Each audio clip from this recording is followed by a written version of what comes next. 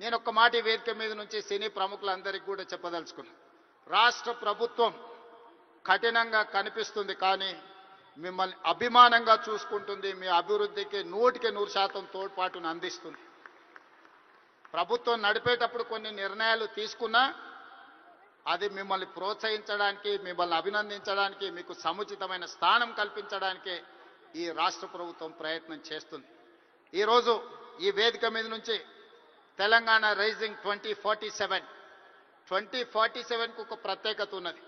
ఈ దేశానికి స్వతంత్రం వచ్చే 100 సంవత్సరాలు 2047లో మనం పూర్తి చేసుకోబోతున్నాం.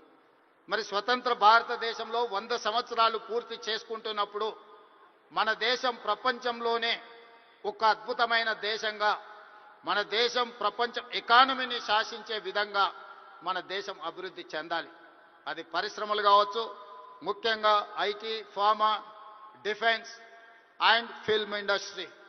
ఫిల్మ్ ఇండస్ట్రీ కూడా ఈ దేశంలో ఒక గొప్ప పరిశ్రమగా రాణించాలనేదే మా ప్రభుత్వం యొక్క ఆలోచన, మా ప్రభుత్వం యొక్క ప్రణాళిక.